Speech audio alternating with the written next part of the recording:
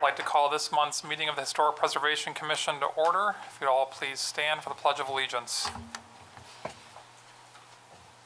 pledge allegiance to the flag of the United States of America and to the republic for which it stands, one nation, under God, indivisible, with liberty and justice for all.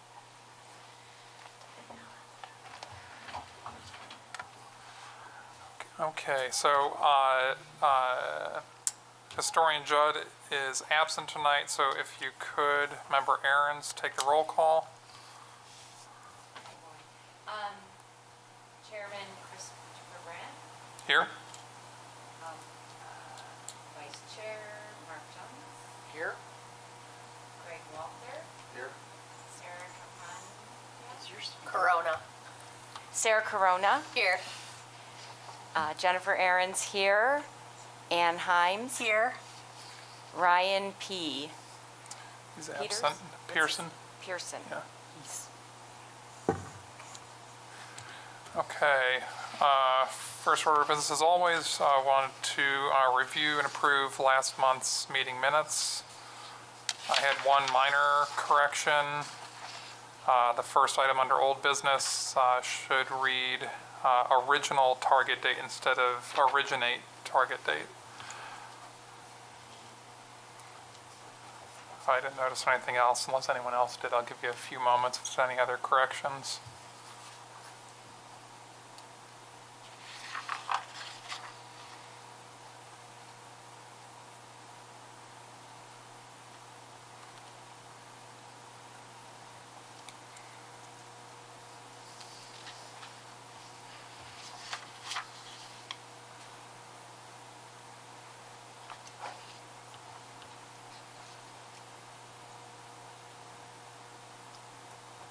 Any takers? Okay, can I get a motion to approve the minutes as noted? Anyone want to make that motion? Motion to approve? Okay. Get a second? Second. Okay, second from Commissioner Johns. All in favor? Aye. Aye. Okay, great. Thank you, everyone. We do not have anyone present here for public input tonight. Well, we had one member of the public, but they just left. I'm not sure he wanted to talk. I don't think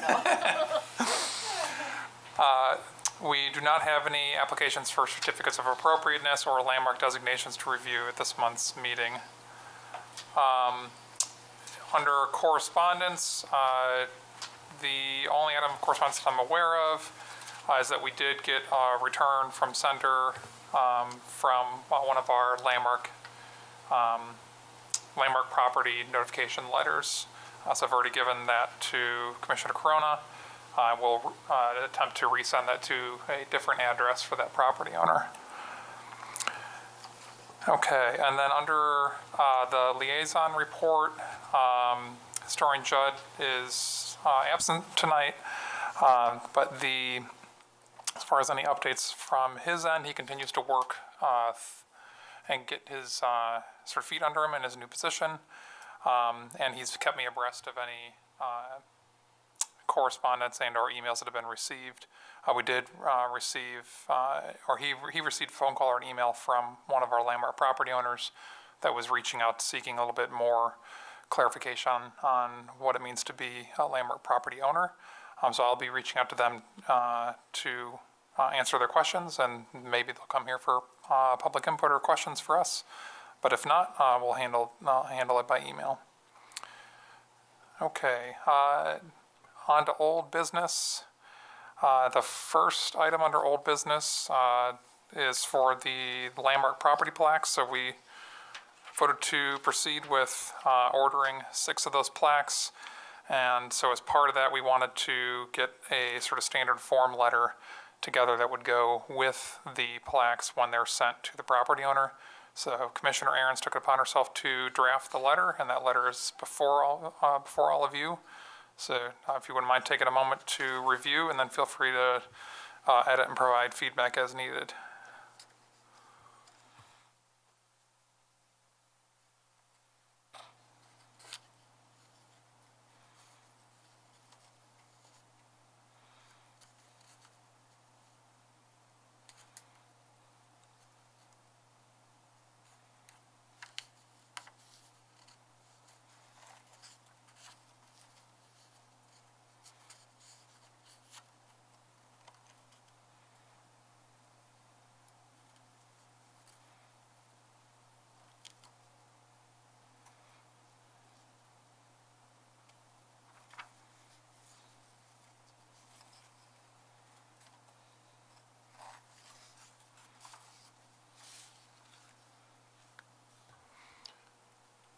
I have one suggested edit for you, Jennifer. Already had your time. Oh, no, I want to add another one, come on. Okay. Just under the salutation there, Dear Arundecoit Landmark Owner, I was thinking maybe it might be good to add the word property in there, so it'd be Dear Arundecoit Landmark Property Owner. Or do we want to put their name? Like if we're only sending out a few a year? Actually, that's 'Cause- what I was gonna say. I was gonna say that I think we put in Dear Christopher Brandt, and then under where it says, well, that was one thing I wanted to talk to you about, because the special historical, cultural, and or architectural value. It'd be nice not to have the or in it, so maybe if the landmark is an architectural value we can get rid of or, and if it's not, we just take out the word architectural. Do you know what I'm Yeah, saying? yeah, that makes sense. So that would be one of the editable parts of the letter. And along those lines, since we're only sending a few a year, this third paragraph could maybe say something very unique and personalized about the property and the property owner, so that they may not even know. They maybe bought the house and aren't aware of it, but we could say something, this is important because of whatever. George Washington slept here or something, so that it makes it more personal to them, and it's not like a form letter. And it's a little bit more work on our part, but it's not that much. And we have all that information hopefully from the application anyway. Right. So that's my comment. Yeah, Otherwise, I think it looks good. Yeah, I like that too, because part of the reason we're doing this is to get people excited about it and to be able to lean on us for support of what to do and to trust us. So I think if it is a little more personal, it'll just build that relationship. And do we want to suggest, or is there another page that goes through this, like where to mount it, or suggest places to mount it so it's kind of visible to the public? It would be nice. I'm sorry, but- before you say that, when did you suggest adding this part, in the third paragraph? The third paragraph, yeah, because the first two are good introductory, explaining why we're doing it, and then the third would be, your property is unique because whatever. Due to the significance. It could address that cultural or architectural significance.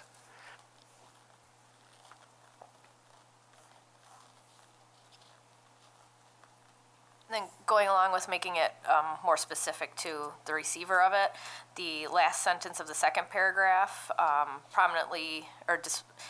hope you proudly display this plaque prominently at your home or structure. So maybe we could make that one, home, church, or whatever type of structure Right. specifically. Maybe facing the public right away or something like that. It doesn't, yeah. just so that it's visible.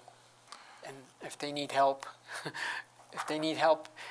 locating it or mounting it, feel free to reach out to Right. us, HPC. We have screwdrivers. Because it wouldn't be bad if we gave them mounting screws with the plaque. Don't they? I assume they come with them, or they No, don't. they Oh did- they no! Really? In the past. I bet you To get the right hardware finish and everything. We should. they should. We should do that. Yeah, because I mean, we're gonna get the plaques that's a big first. We should get the That hardware. would be a major obstacle. Yeah. Yeah. We should provide hardware. Yeah, it's stainless steel too, because you don't want it to rust. Right. Okay, so that's like a. Or zinc coated stuff, Yeah. whatever, but. I mean, that's kind of crazy not to have a couple screws. Yeah, that's wild. No, because I was thinking about that. If someone gave it to me, if you're not handy, you got to hire someone to put it up. Black hardware sticker on the back. Yeah, All right. get them to sponsor it. There we go, our first sponsor. So should that sentence then, proudly display this plaque prominently on your home? Yeah. To maybe encourage them to put it on it? Sorry, oh, that's in the end of second paragraph? Yes, Yeah. in the second paragraph. Swapping the at for on. Yeah. Yeah, invisible to the public right away or something like that. Yeah. if possible, as practical. No, I think it's great. Prominently on your home.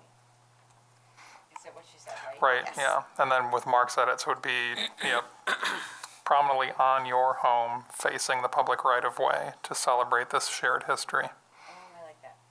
And not to get petty, but there should be a semicolon after buildings in the second paragraph. Because you either gotta put at least a comma, but I would prefer a semicolon there. Like where it says buildings and you're having a new thought, so either put a period, start a new sentence, or put a semicolon there. I don't know if you agree, but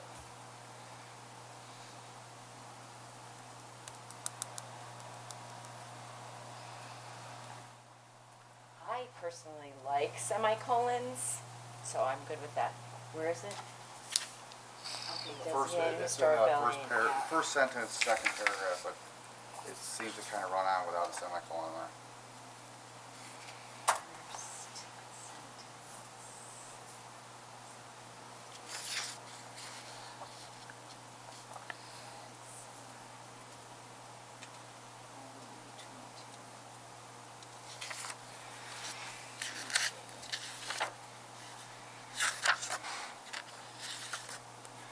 And then I guess maybe the last thing on this business item, Mark and I will try to work together to get moving on ordering the plaques. Yeah, I'm ready to go. Yeah, we just need to verify the dates. Just need to know what properties and what. Well, we got the dates. properties. We just got to verify the dates. Well, there were those two that I sent, or a few I sent you that we know the dates, but I couldn't match them up to a specific right. property That's right. Okay. Yep.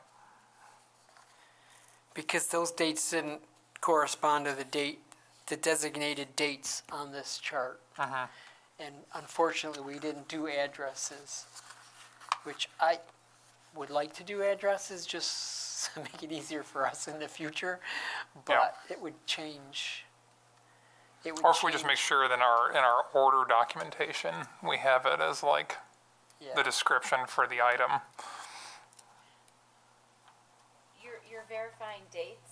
Yeah, verifying dates, and we gotta also verify that we know all the properties that have received plaques already. Because we ordered, since I've been involved, we ordered 3 plaques.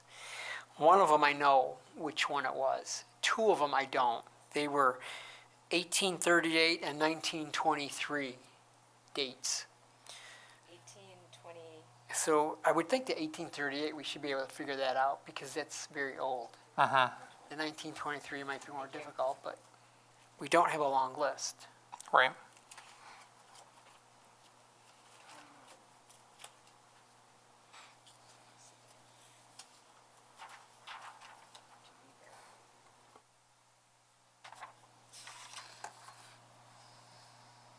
Okay, next item of old business, the townwide historic resource survey. I do have some big updates to report, and then also, unfortunately, an update that we have yet more field work in front of us. So, KTA Preservation Associates, Preservation Specialists, sent their 75% complete survey draft this week. I downloaded it yesterday. I'll send a PDF to everyone so we can review and provide feedback. There's still a bunch of stuff that they're working on. One of the key things you'll probably notice when you start to go through it is they're definitely very much in progress with fully identifying the potential districts in the town. The few districts that are currently identified in the draft report, one in particular is kind of exciting because it's very large and it's one of the ones they want us to take streetscape photos for. They've identified a massive National Register district along St. Paul Boulevard that starts at the southern border and goes all the way up to Colebrook. To It's where? the northern boundary to Colebrook.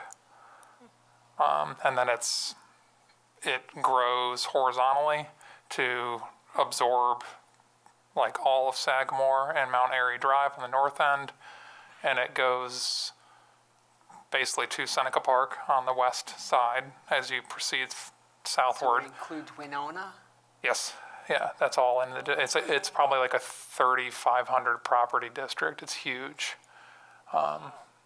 So that's one of the ones they need streetscape photos for. They have identified where they want us to take them. It's not, I mean, yes, the district is huge, but the streetscape photos are maybe, I want to say 30 to 40 max for that particular district. And then there's another district that they need us to take streetscape photos for. So we're not doing individual properties for these ones. So I'll have to maybe go back through our pointers about how they sort of coached us to do streetscape photographs. This will be after the snow, obviously. I think so, yeah. They can't use the street view photos, weren't good No, enough? yeah. I mean, they may have used those for Assessing. assessing and figuring out the boundaries, but yeah, we have to have contemporary photographs by foot for the streetscape. So yeah, we'll wait until late winter when the snow clears to take them. They're not in a big rush to get the photographs. It's more important that we get them feedback on the draft report. Yeah, so that's all I got to update on the resource survey, but it is exciting. They've done a lot of work. It's a lot to go through. Do we need to get comments back? by- I think if we can do it within the next like month to 6 weeks would be really great, just so we don't delay them too much. Because they, yeah, much to their credit, they are really making a big effort to stay on the original schedule that was in the RFP, which is commendable. So I want to make sure that we're kind of reciprocating their efforts. 4 to 6 weeks is, should we have a special meeting? So if we say by the Okay. next meeting, And then maybe have do you guys want to have a separate, like informal, just a meeting of the minds to collect our thoughts, or do you want to just email me your? what's easier Feedback. for them? To get 10 different review comments, or do we just give them one I consolidated? think one consolidated, one from the commission, yeah. So can we do the same thing that we're doing with the code? Put it on Google Drive so everybody can access it and make comments on it? We can try. The one problem is the file's huge. If it's in the original Word format, it's like 350 megabytes. But if I export it as a PDF, it's way more, it's a much smaller document, but then you don't have the ability to do the nice sort of Right, to follow the share edits. Otherwise, it's a lot of work either on our end or their end. Yeah, I think maybe, I mean, from a feedback standpoint, if we don't get into the nitty gritty of like grammar and typos, and more so focus on feedback related to the content and context, and if there's things that we see that need more investigation or development, and focus on that as the feedback, then we can probably consolidate into an email like we did the last time, where I just gave them a lengthy email of feedback for them instead Still a of lot of work to put in page by an email. page. We can try the Word document. I'm just a little hesitant because it's so humongous. I worry it's going to be really hard to Does anyone, edit it. oh yeah, Or we could, they don't want us reviewing text, right? Like. They don't want us reviewing grammar. Or have they done the full edit? no, this is still So definitely they an in-progress really- document. So they want the 25-foot view, more content. Yes. Okay. Yeah. I personally think that a dialogue would be better than just, we all review it individually. We can make comments. We can, I know you want to edit, Greg, so you can edit. But then we should have a dialogue about it. Like me, Yeah, me, I think, even virtually. even Well, virtually. we could do it at our next meeting then. Maybe It has to be, if it's over 3 people, it doesn't have to be, Right. Yeah. I mean, ideally, if we can do it next month together, that would probably make it easier for everyone's schedules. But yeah, we're not conducting any official business, so it doesn't. My understanding is it's not coming into open meeting law. We're not doing anything that's under our sort of enforcement action as a commission. that's right. We're just advising this consultant, providing them requested feedback. so we could do a Zoom if we need that time. Yeah. I mean, we do that at work with huge files, 100, 800-page EISs and stuff. Why wouldn't it work? Because of the photos and stuff? Well, yeah, so the thought that I had, before we start talking about the meeting, one option I could do is I could export the whole thing as it is, as a PDF, so you have the images, but then save a version that's a Word file that does not have the images, because all the images are at the end. They're not, or there's very few that are incorporated into the body of the text. Then that should be a much more manageable Word file. And then if we want to actually go in and trace our edits or comments in the Word file, we can do that if that's preferable for folks. I kind of defer to you guys. I'm fine with either approach, whether it's we all kind of comment and re-upload the Word file as we go, or we just all meet together and compile an email. I'm fine with either approach to giving them feedback. Yeah, I like to be able to make comments, whether you're, and I'm not talking about editing, but just even make commenting it. Well, why is this important? Or what about this? And, Right. Maybe that doesn't require a dialogue between us. So I don't know. It just seems like it would be easier for our own schedules to be able to do that than to come to one meeting and then we probably wouldn't get through it all. We'd have Right. to do it again because you know how the code is Right. going. So I just wonder if there's a way we could make that work.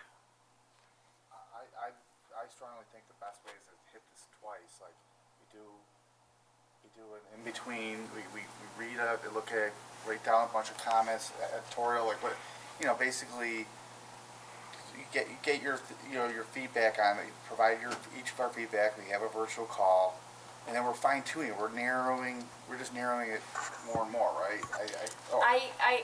I just think that, so then we get here for the next meeting, we are really got some ground covered. I just think without supplementing another meeting, I think we're really not gonna get too far ahead here.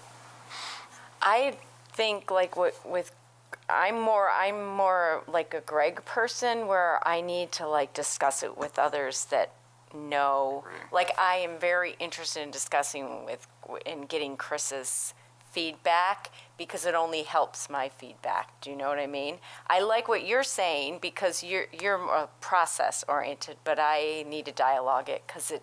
Well, won't his comments be? His comments will be visible. But so I we like the dialogue. Oh, okay. I don't know. What do you two But I think? mean, could we not do both? So we Right. start off in the next 4 weeks, we have a document we can go in and Yeah, what he's saying, annotate, yeah. and then we meet at the next meeting, we go through it, and then if we need another dialogue, we schedule something in the next 2 weeks, just a separate meeting. Yeah, that works.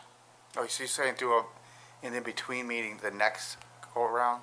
Not necessarily, just have the ability to comment between now and the Okay. Have a shareable meeting. Word file where we can make comments on and then discuss it at next meeting. Okay. So we just need to review it if we can before For the next meeting. Yeah. And then we have the ability to schedule a Zoom after that to really dialogue. Yeah, if we need it. Okay. So Yeah, and we'll see how I'd it rather goes. each of us bring our own piece of thing rather than we all butcher the thing up. I'd rather just all of us bring our own thing and then have one person butcher it up based on after we collaborate. You know what I'm saying? Like, everybody bringing in a butchered up piece of thing, like, it just is like all over the place. Maybe you just do the raw version and bring your own comments. Because I'm with you. That's how I do it. I need to have my own copy and I Sure. need to write my own But stuff. there's one person that kind of collects it. That's a lot of work for that one person. That's what I'm I trying just to think it should- avoid. Our revisions, I feel strongly, it should be coalesced into one thing that we bring down. But after we deliberate and talk about it in the next meeting, that we get done with one piece. Do you want to be that person who does that? I mean, that's what I'm trying to avoid. It's a I lot can of do that. work. But I'm taking everybody's coalesced stuff. Like, I'm Right. not. I know, but you're taking still- my thing and then, there's somebody I gets think this we can, piece. so I think we can use your desire for an edited Word document, and we'll have one appointed person at the meeting with their computer, and they'll be adding in commentary. After we get consensus. Live, if yeah, We all to- come to a consensus on this paragraph. I want it to look this way. We all have a consensus on it.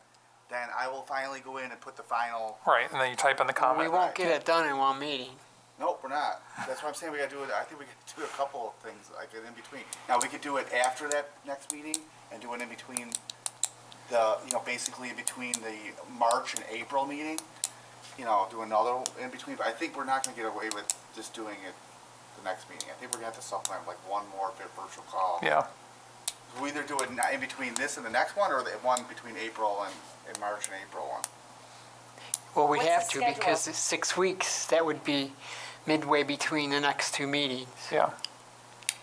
All right. If we have 4 to 6 weeks to review this, Yeah, I feel we should probably in 2 weeks meet again, see what we got done. Maybe we don't get a little bit, but at least take a stab at this again and do it virtually.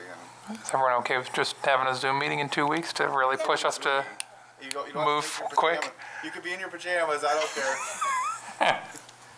okay, so we'll coordinate schedules and start with the Zoom meeting in 2 weeks. Yeah, and I don't mind being the one to put the final thing when if we.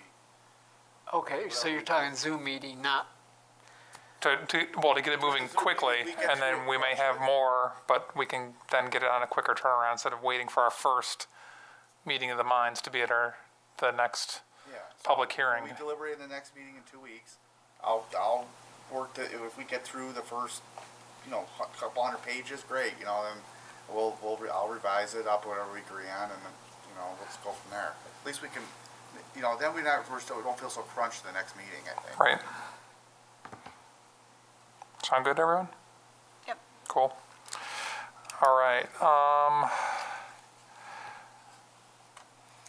The other old business item I've got is the draft revised code. I don't know if anyone had comments or edits that they've come up with in the last month that they'd want to provide at tonight's meeting. I still need to sort of type in what we've had from last month.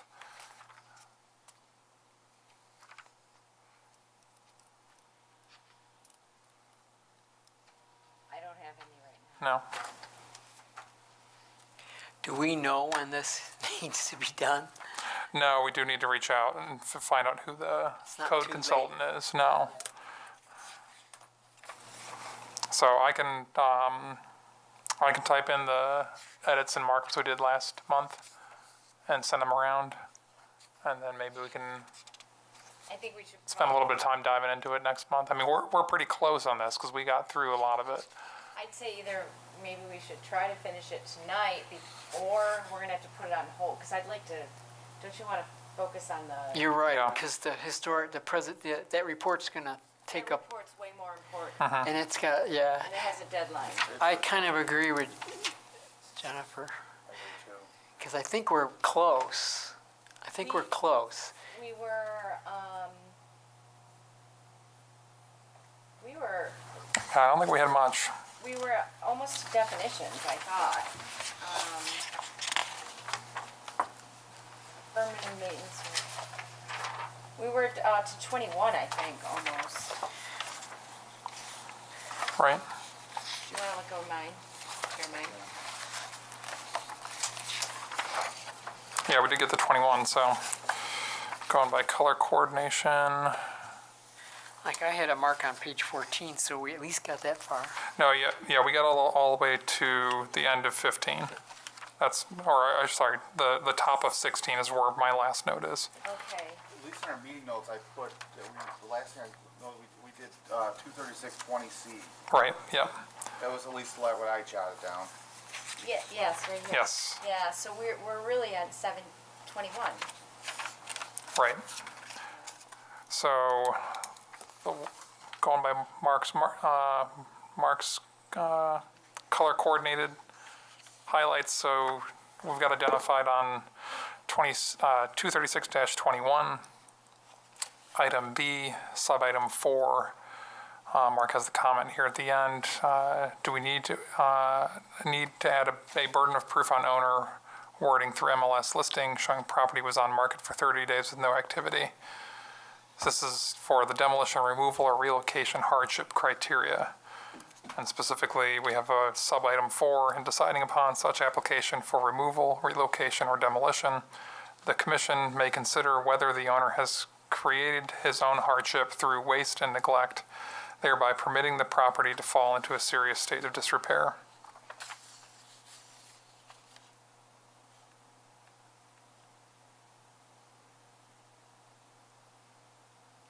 My initial reaction is burden of proof is getting a little too lawyerly. Yeah. Pardon? I'm sorry, what'd you say? My initial reaction was your question or comment about, do we need to have a burden of proof? Getting into burden of proof, to me, it's a little too lawyerly. And that the interpretation, and we got into this last month, the interpretation is on a case-by-case basis on the evidence that's provided for the hearing. So we don't sort of become too onerous with all sorts of rules and regulations and boxes to be checked. That's at least my feeling. Too specific, yeah. Okay. Or if you put that last sentence, like, put as an example or something, or, Yeah, you know, make yeah. it, don't use that as something that they have to do. Something that could potentially they would do. Or just remove it altogether, I don't care. Okay. Well, then let's move to the next section, 236-22, affirmative maintenance and repair requirement. Mark has the general note that there were unresolved comments from the April 2023 minutes regarding this section. I'm guessing it's probably, yeah, it's our yellow highlight, so jumping down to section C under item 2, and then we have several sub-items that have a couple of highlights here. So sub-item C, or item C is every owner or person in charge of an improvement on a landmark site or in a preservation district shall keep in good repair. And it goes through here. And then item 2 is all interior portions thereof which, if not so maintained, may cause or tend to cause the exterior portions of such improvement to deteriorate, decay, or become damaged, or otherwise to fall into a serious state of disrepair. Examples of the types of prohibited disrepair include, but are not limited to.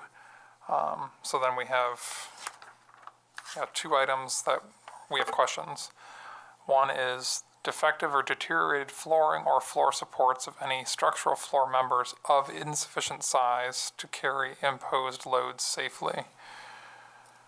And then we did similar language that was also highlighted for fireplaces or chimneys which list, bulge, or settle due to defective material or deterioration or are of insufficient size or strength to carry imposed loads with safety.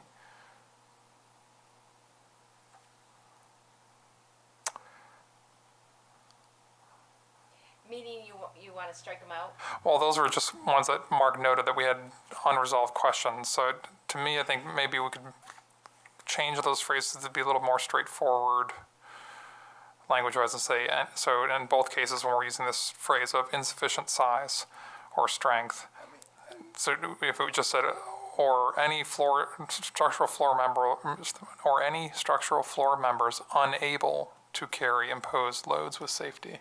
You could consolidate almost all of this into a few sentences in one paragraph, I think. You could just say, if you're compromising the integrity of the building and compromise the structure and loads, then this is on you or something. I mean, you could really condense a lot of this. This is getting too specific, I think. Yeah, I think it's so too. I'm just thinking there should be like structural, roof, waterproofing, watertight, and weather protection are examples. You know, like there were. I agree. I think it's And just making sure the house is structurally sound. Like, you can't. making sure it's structurally sound, watertight. Or do we defer to the New York State Building Maintenance Code, Property maintenance. Property Maintenance Code, and just leave it at that Yeah. instead of getting That sounds specific? good to me. Yeah. Okay. Oh, I gotta write that down. Okay. C. So remove 1 through. 236.22. Yeah, from 1 through 9, because we, 9 removed in reference to New York State property Mm-hmm. maintenance law. Or is it one called?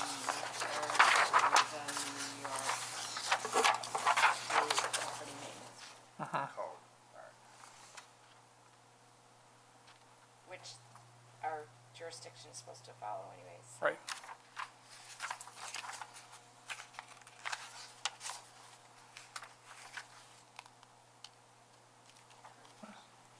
So a revised language here, I'm just going to read that paragraph for item 2 with the change at the end. So now it would read, all interior portions thereof, which if not so maintained, may cause or tend to cause the exterior portions of such improvement to deteriorate, decay, or become damaged, or otherwise to fall into a serious state of disrepair, as defined by the New York State Property Maintenance Code.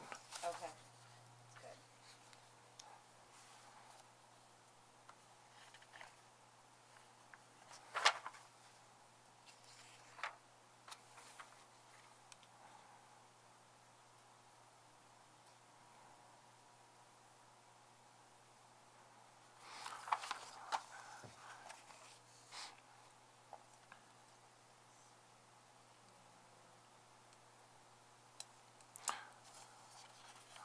This prompts a question for our esteemed landscape professional. On this same section here, we have item D, where we just have a single sentence. Every owner or person in charge of a scenic landmark shall keep in good repair all portions thereof. Is there some sort of code or standard we could refer to? Does the property maintenance code cover landscape elements or features? Are there sub-items that we want to add below that?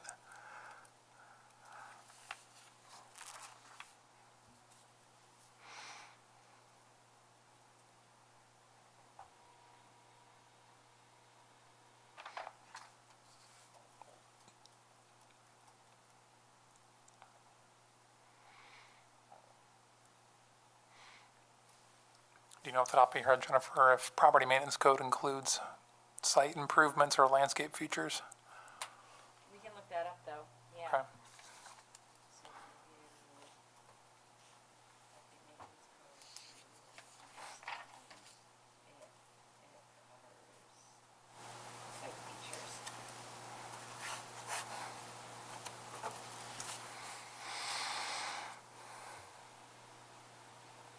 Okay.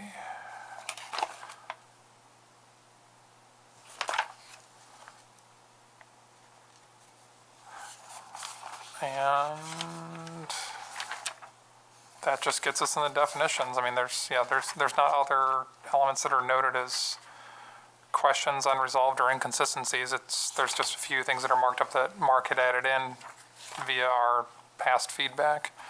So I guess if there's anything specific folks had on definitions that you wanted to adjust or change, then we might actually be done.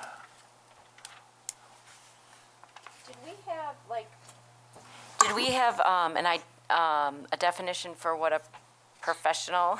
I Yes. remember we were, yeah. Yeah, we added one in. What we have currently, and there's a definition, so qualified licensed design professional, defined as an entity defined as an architect and or engineer or the firm of architects, engineers, or both, qualified to practice in New York State and experienced in historic properties and rehabilitation.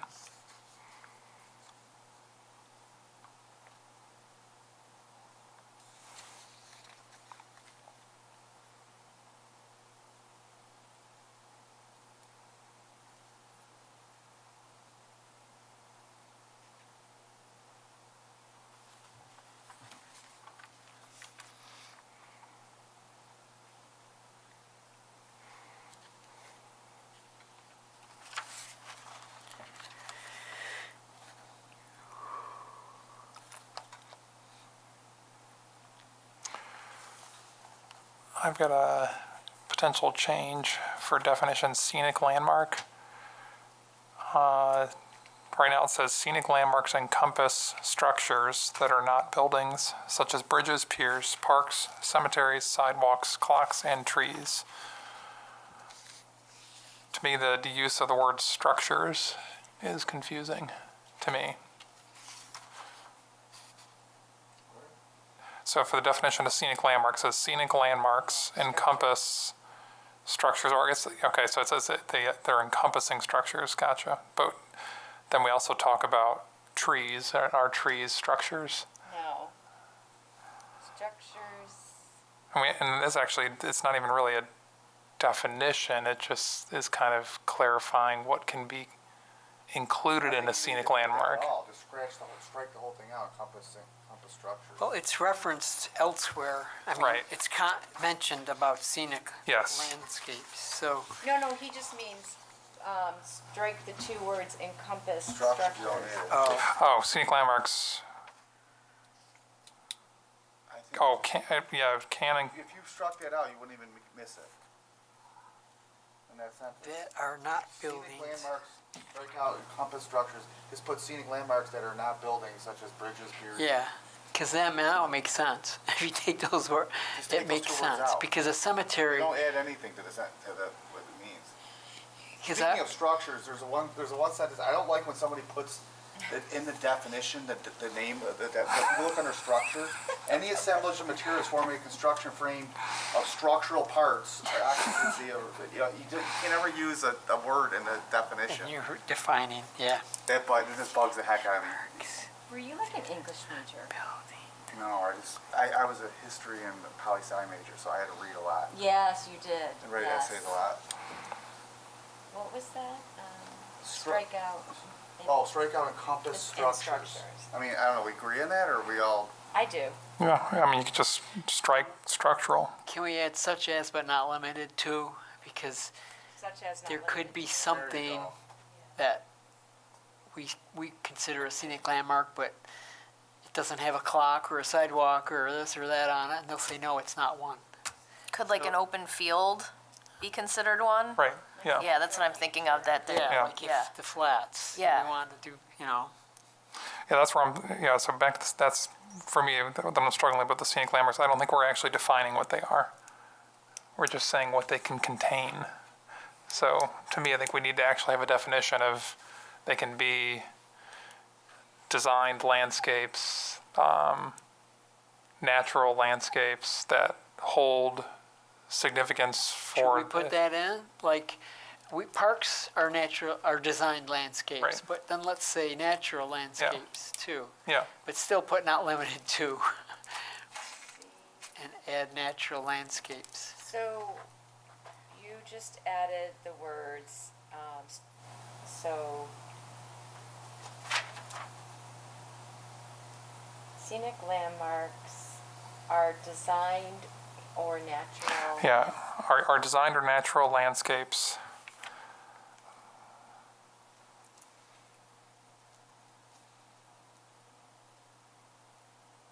That can include but are not limited to the list of things. Yeah,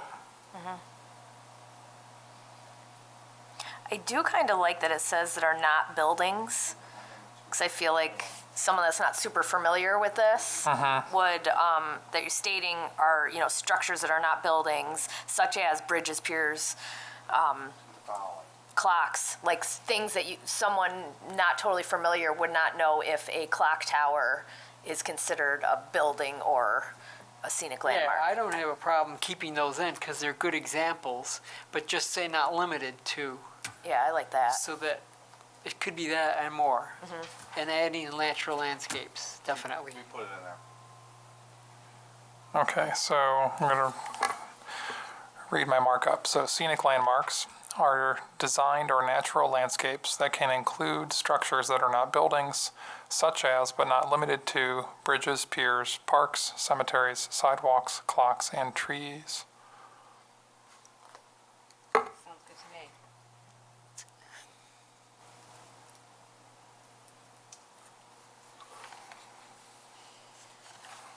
Structure, I don't like the definition of structure. Figure out a different word not to put structure in structure. I think you can just eliminate the word structural, Yeah. right? Does it still read clear? Yeah.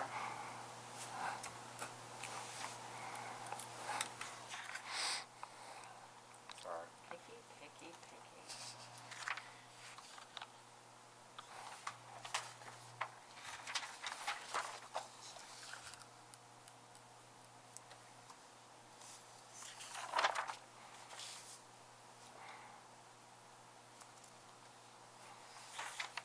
There's architectural significance and then there's significant. I don't know if we need both, maybe.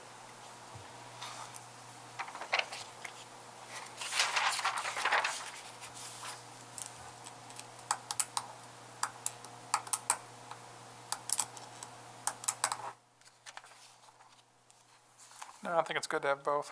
Okay.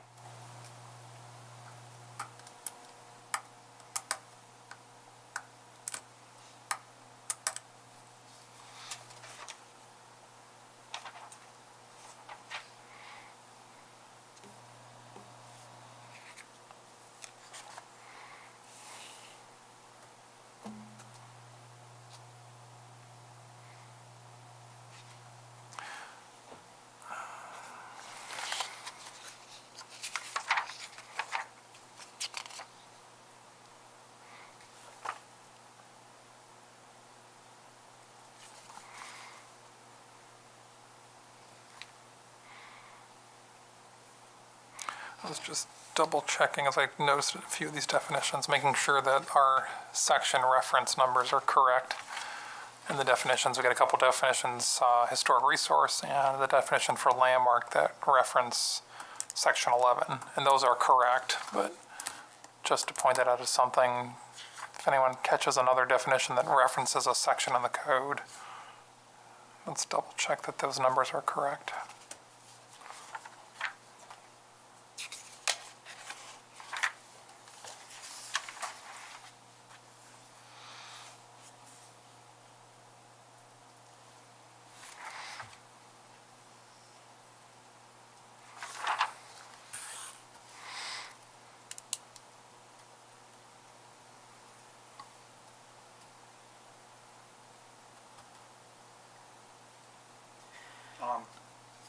Reversible? Yep. I don't really understand that, it has no context to it, the definition. I don't even know what it's talking about. Which one? Reversible. Like, it needs more context or just leave it out? Well, it needs a little more language, but I don't think the definition's as clear as it can be. Change to the property.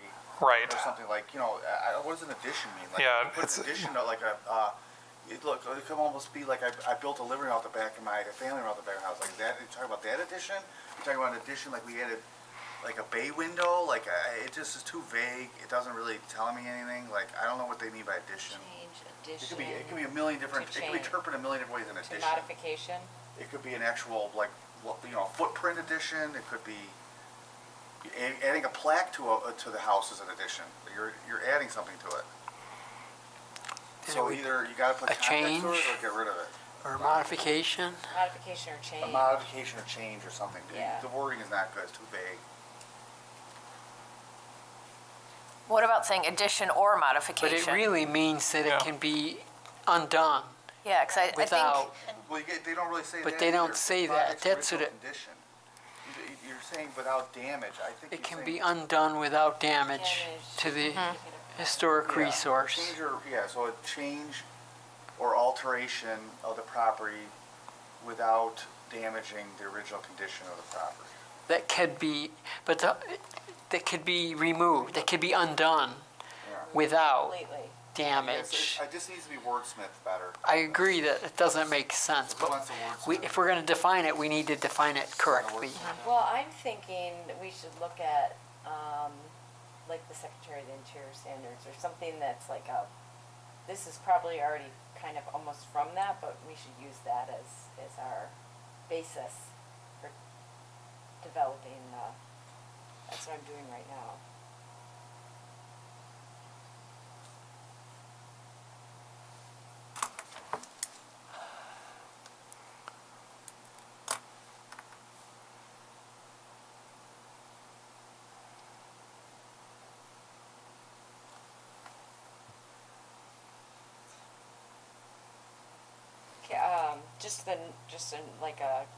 Going to a Dictionary, it says, of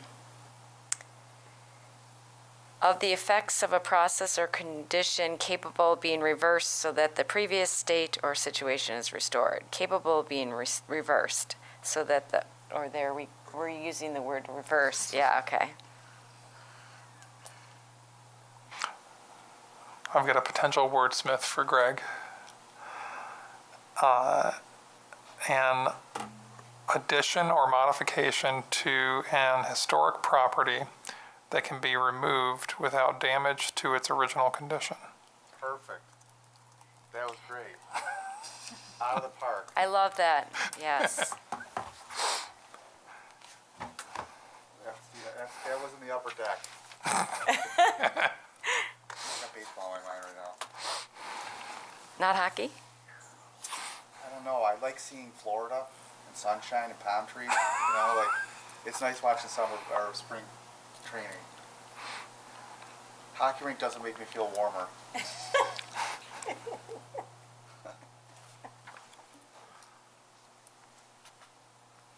For significant, can we add like the natural component to it? Like natural significant. It just says it about architecture, history, or culture, but like in Arundequit we have, you know, the river and the lake. It's a natural, What if we added the word Features. landscape? like natural landscape or natural I was just gonna leave it as landscape. just landscape. Well, wouldn't all that still fall under history and culture? Like, if it was something that we chose as significant, it would, like, well, it wouldn't be architectural if it's a natural landscape, but it would still, we would choose it for its historic or cultural significance. Well, if we did like something at the river, wherever it might touch Arundequit, it might be harder to tie it culturally, but if it's a natural landscape like the gorge or, I don't know, I'm just trying to think of Yeah. more ways to be able to justify if we want to do something. And the natural, And actually, I'm thinking my thought process was that if we don't, like, this seems very vague to me, so I almost feel like it gives us more room more, so that we could do those things.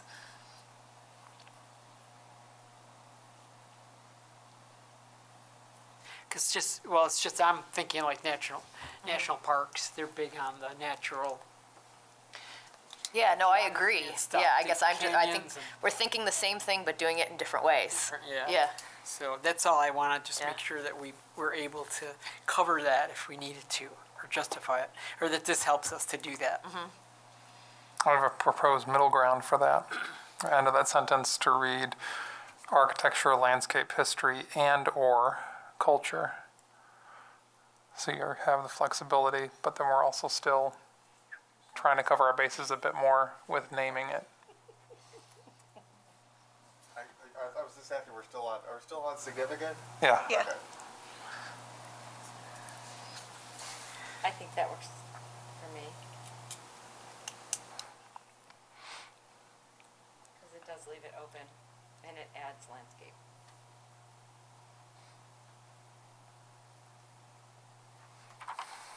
Or just nature, comma, architecture, history, and culture. I don't know, just to get that in there. You want nature? It's very broad. Nature's very broad.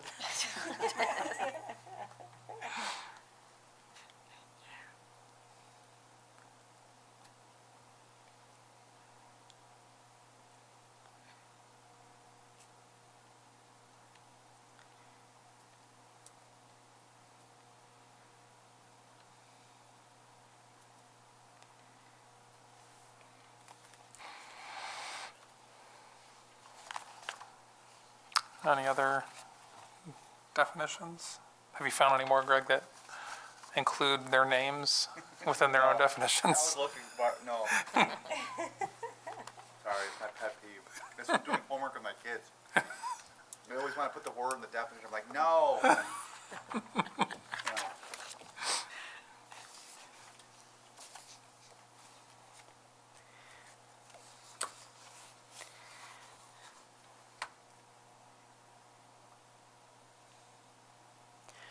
Oh.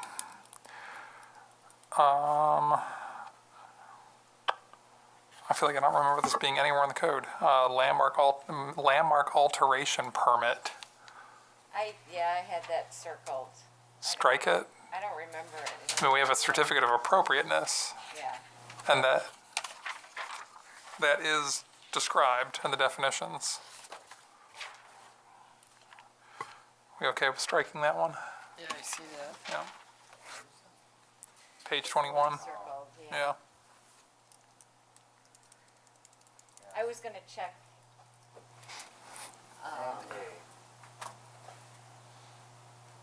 I think we need to fine tooth it, but yeah, I think we can Yeah. strike it.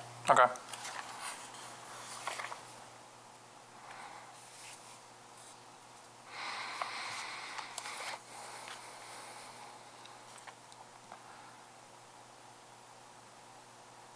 Oh, I found one for you, Greg. Page 20.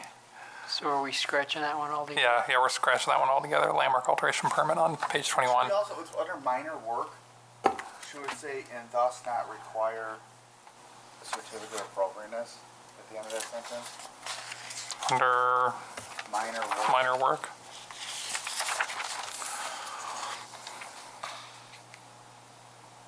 Read the sentence and then put a comma saying, and thus not require certificate of appropriateness. I don't, is that too much, or is that, because the whole thing is, I think the reason why you have that there is to tell people what major work is and minor work is, right? And I don't know how it's used in the code. Yeah. Yeah, that's what I was just thinking. Is it used in the code? Oh. Like, does it, where it's used, does it say that? Yeah, you might have to go in even from. But the heart of what they're getting at there is to tell you that, right? I mean,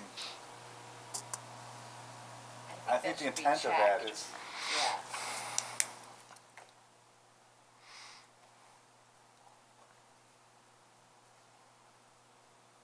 so why would they mention it? They didn't want to talk about Right. certificate of appropriateness. Yeah. Right. It's begging that, the mention of that, I think. Sorry, I interrupted you. What were you gonna say? Oh, yeah, I had one for you. The definition for construction, the act of constructing, in addition to an existing structure. Hey, you missed one. Yeah, where is it? Construction, page 20. About 2/3 the way up.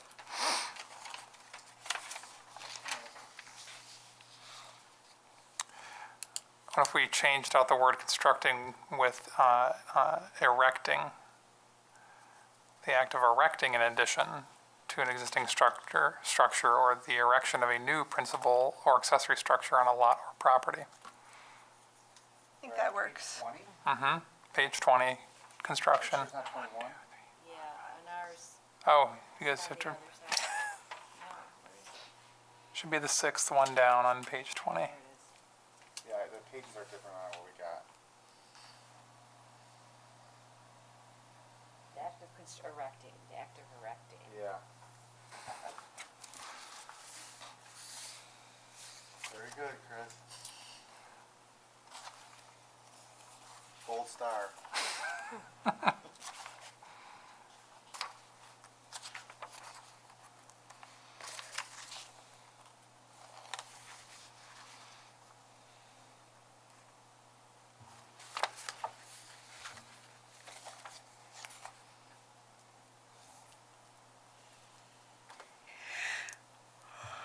Little nitpicky one, definition for town board, same page.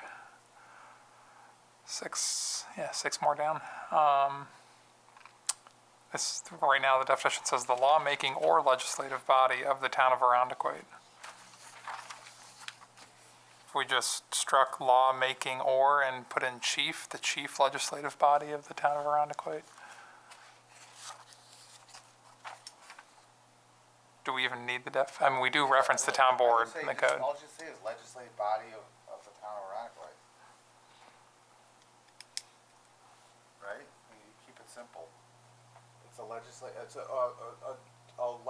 legislative body of the town of Arundequoit. So you want to say if they're elected?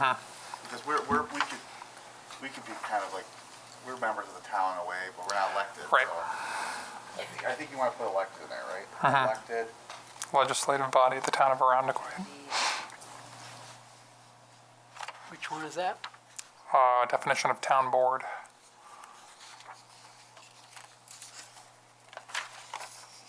No one's gonna look that up. Well, we better make sure it says that in the town code, whatever the town, however the code, town code defines it. All those other sections have definitions, Right. and we don't want to be different.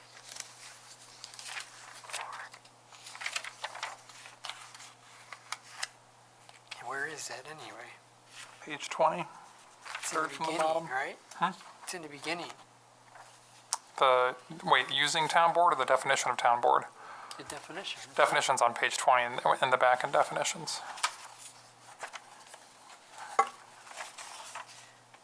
Why is it out of Yeah, it's out of alphabetical order. alphabetical order? Oh, yeah, good question. Be Okay, well, we'll have to. I blame the Word document editor for that one. I didn't touch that one.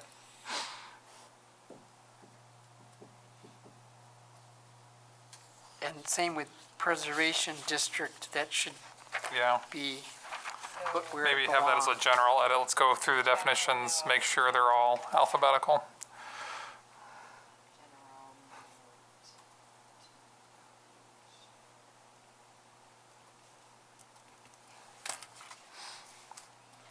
Do we reference interior landmarks in the code? There's a definition for it. No, I think that was in there, but we struck it.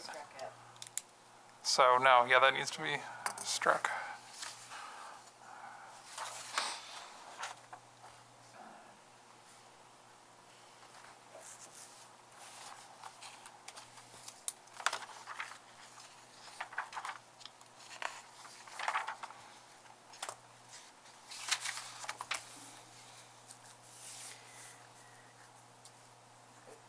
So historic, why do we need historic landmark and historic property? It seems like redundant. I would agree. And the historic properties is kind of wordy. So I was gonna pick between the two, I like the other historic landmark.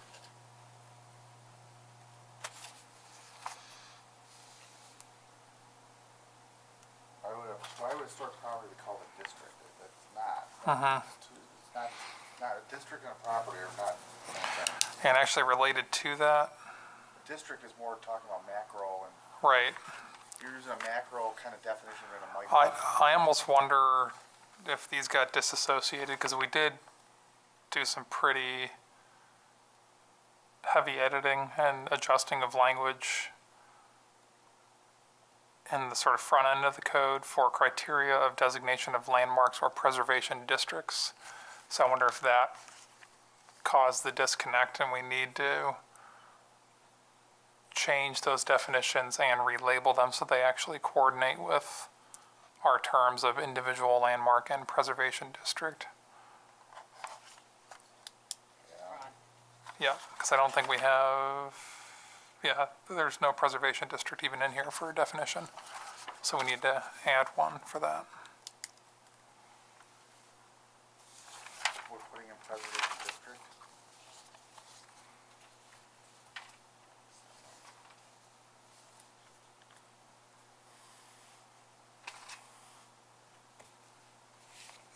Don't we have preservation district in there above historic fabric? We do. That's right. We already have Out it. of order. It's just out of order. Okay. So then, I guess maybe the only then change then is if we, for historic landmark, if we swap out the word historic for individual so that it coordinates with the code. So that individual landmark is a building, and then strike the word district, a building, site, structure, or object significant in, no need for American, significant in history, architecture, engineering, archaeology, or culture at the national, state, or local level. And we're getting rid of the historic property altogether, striking it all out. Yes.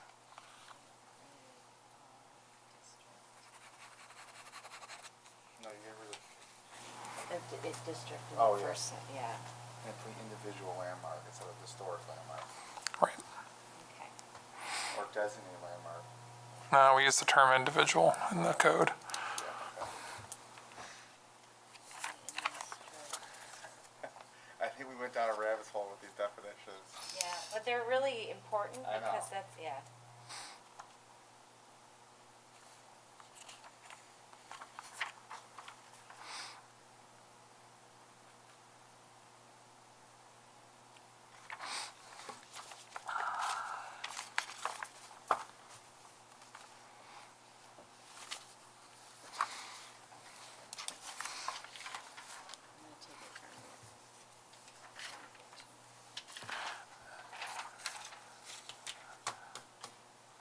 Any other takers?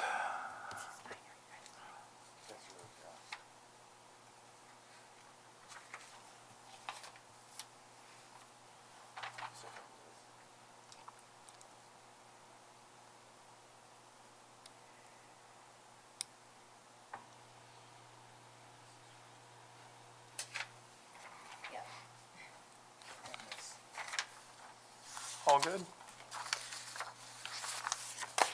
Hooray. So we'll combine all these notes into a final file. I can send it around just for last looks.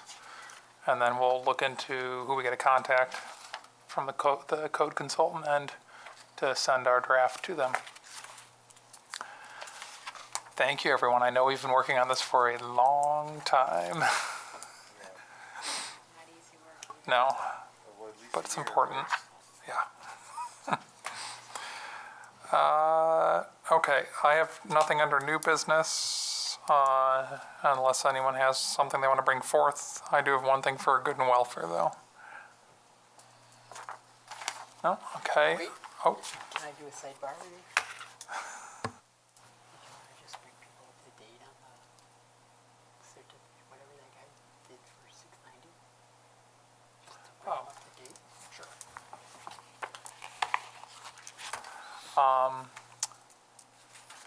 So we, next month, will be having a public hearing for a certificate of appropriateness for 690 Titus Avenue. We really thank the new property owner for engaging directly with the commission and submitting all required materials for the certificate of appropriateness. We look forward to reviewing those materials next month. As a clarification for all commission members, a portion of what was submitted falls under repair, and so only needed admin review. So the owner is proceeding with getting a partial permit to begin with the repair work, which includes rebuilding of the parapet on the former Cooper Deli section of the building. So it's very exciting. That work should be underway soon, but we will be doing a public hearing for a few portions that would constitute changes to the exterior of the building. So stay tuned for that next month. And again, thanks very much for the new property owner and being engaged with us in the process for getting that building back up on its feet. Just curious, when did you get that? I know it was in between the last meeting, but was it just a couple days ago, a couple weeks ago? He got we had a little bit of back and forth, and he got all required information in a handful of days before our application deadline for next month's meeting, so it would have been about 5 or 6 days ago. And then the packet of everything will be sent out to everyone this week, so you can have that well beforehand to prepare for the hearing. Though, This is just the business part, the 43 edition part, right? It's not because there's a coffee shop as well. They're not changing any, altering part of their. there's a little bit of work on the coffee shop single-story section, but that piece of work it's literally recovering an existing awning, so that sort of falls under repair Yeah. Okay. or just So they don't- replacement in kind. So they don't need. They're doing some stuff, but it doesn't require us to be involved. Correct. Yeah. So there's portions that he's able to proceed with now, and then there are 2 items that are changes to the exterior that we will be reviewing next month. But there's a large portion, or I should say, the biggest portion is really rebuilding that parapet, and that's a repair that he's able to proceed without a formal hearing from us. Okay.